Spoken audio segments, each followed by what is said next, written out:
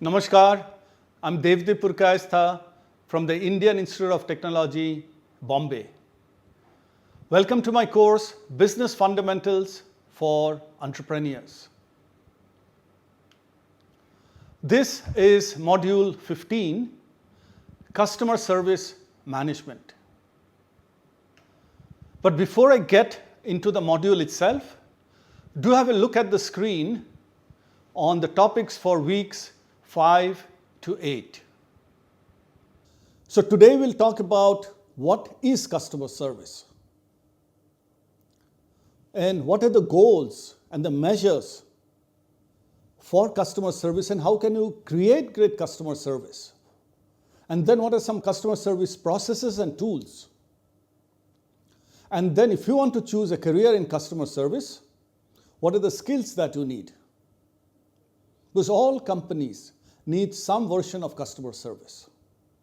And they're specialized providers of customer service for other brands and manufacturers. So let's get into what is customer service. In essence,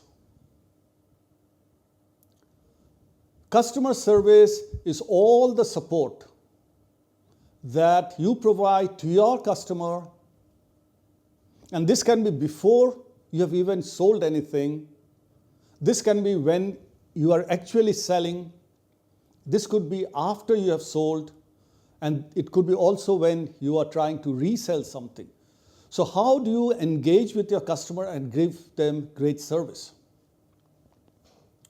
And if you give them great service, customers will become loyal to you and your business. And therefore, today, companies go far beyond the old concept of customer service. Customer service for a good company is all around you. It could be a physical interaction, it could be email, it could be internet, it could be social media, and it could be e-commerce site. In summary, if you have wondered why some of you watching this video will go to Amazon and shop and some will go to Flipkart and shop, think about it. It's probably because you've got great customer service and you don't want to move. So the Amazon people may not want to go to Flipkart, and Flipkart people may not want to go to Amazon, though you may be checking prices and items. Think about when you go to a neighborhood store. You may have 100 neighborhood stores near your house. And for the same product, same biscuit, same shampoo, same soap, you may be going to one store next to your house and not 10, 20, 30 other stores. And that's because you have got a comfort level with that store that you're going to. Same with the mall. You may have your favorite mall. You may have your favorite restaurant. And that's because you're loyal to that e-commerce site, that store, that mall, that airline. Some of you may always fly Indigo or Singapore Airlines, but others may choose to fly Air India or Emirates. All of this loyalty, your loyalty, my loyalty, customer loyalty, is built on great customer service. And Jeff Bezos, who has built Amazon into a global e-commerce site, worth trillions of dollars in market capitalization, is one of the most valuable companies in the world. And this is what he says. He doesn't talk about customer service. He talks about customer obsession. Obsessions mean you are really crazy about your customer. And if you do an internet search, you'll find a video of him saying this many times. And as you can see on the screen, he says, we are customer obsessed. We are crazy about your customer.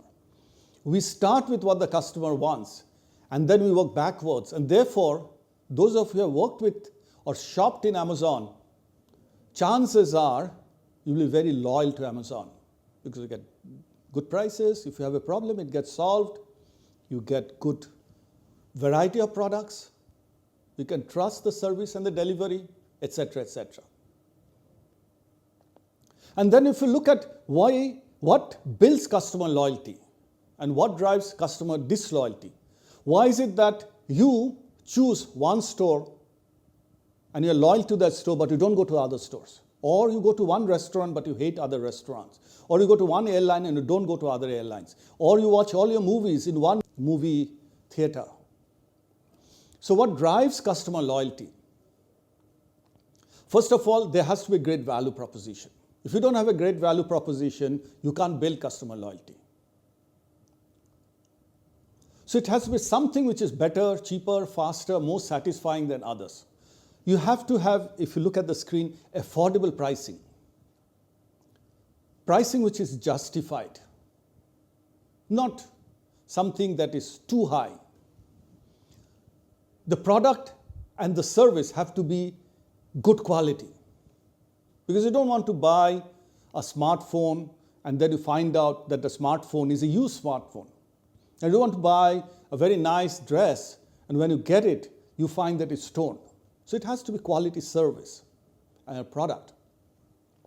Plus, customer service means when you have a problem, someone is there to resolve that problem. For example, if you want to return a product because you don't like it or it's the wrong size, you should be able to do that. Loyalty programs. Many banks have that, many airlines have that, many credit cards have that. So when you have a good credit card, you may have a program which allows you lounge access. And there are points. When you use a credit card, you get points. So you use one bank's credit card, don't probably use other credit cards. Or you prefer one credit card over others. And then continuous engagement, because the customer is always being informed in different ways, emails or SMS, offers, promotions, new products. And the company keeps you informed. So you enjoy, you have no reason to go to someone else. Versus that, what drives disloyalty? It's a weak value proposition. The products are bad. Prices are too high, unjustifiable price. You go to a restaurant, food is not so good, prices are very high. You'll never go back. And then poor customer service. Food is bad, prices are high, and the people who are serving you are not very good. They don't take care of you. And that drives disloyalty. So how do you measure customer loyalty? How do you know that customers are loyal to you and that customers like you and they'll keep coming back? So if you look at the screen, you'll see that the first thing is, are your customers staying with you or they're going away? They come, buy once and never come back. Customer retention and then lifetime value. If you go to a restaurant, it's not that you go there once and never go back. You keep going back, maybe once a month, maybe once in 2 months, but you keep going back. So are your customers staying with you and is your lifetime value going up? If your customers don't come back, you don't have loyalty. Second, are your customers satisfied? There are ways you can figure out when the customer is dissatisfied. Physically, if a customer is not happy, you can make out from the body language or the way you speak, because they'll argue with you. They'll tell you things are bad. In social media, you'll get trolled. In e-commerce side, you get a rating which will fall, whether it's a restaurant rating, in medical science, it's a clinic or a doctor even, or a hospital, airline. In e-commerce sites, your ratings will keep dropping. And the flip side of it is, are your customers so happy that they're going and talking about you and say, oh wow, I went to that restaurant and that restaurant was very good. I flew this airline and that airline had great service. I went to this store in a mall and that store had very good product, affordable pricing, the staff was very good, ambience was very nice, and I felt very good about it. And that's customer advocacy, when your customers are talking about you to other customers, and then others come to you. So you've got 10 customers who are very happy, they go and talk to 100 more, 100 more come to you, they're very happy, they go and talk to 1,000 more, those 1,000 people come back, and suddenly your business is booming. And it will show up on your sales and profitability. Because if 10 people come and they are very happy, then 100 come because the 10 have talked to the 100, and the 100 are very happy, then the 100 go out and talk to 1,000. What happens?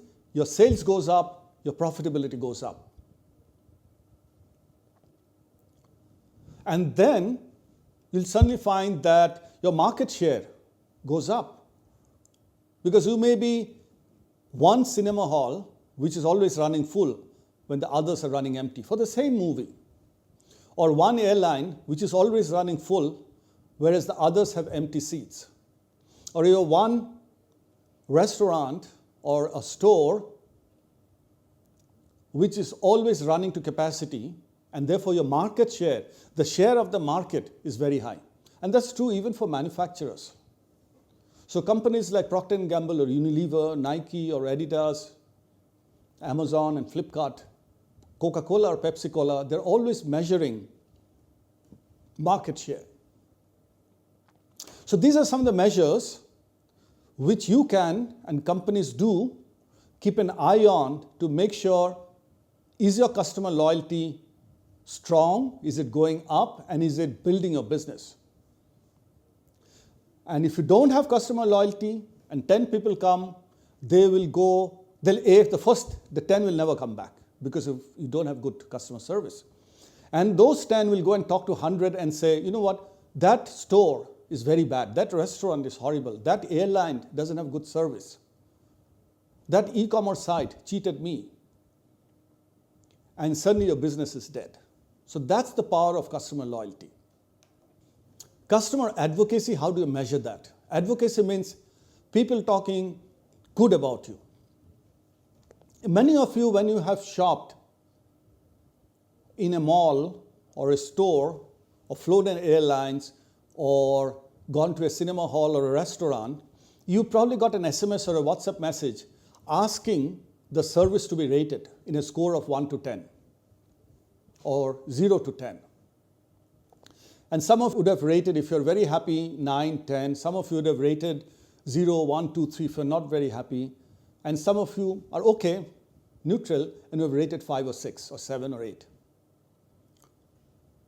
So there is this measure called NPS, Net Promoter Score.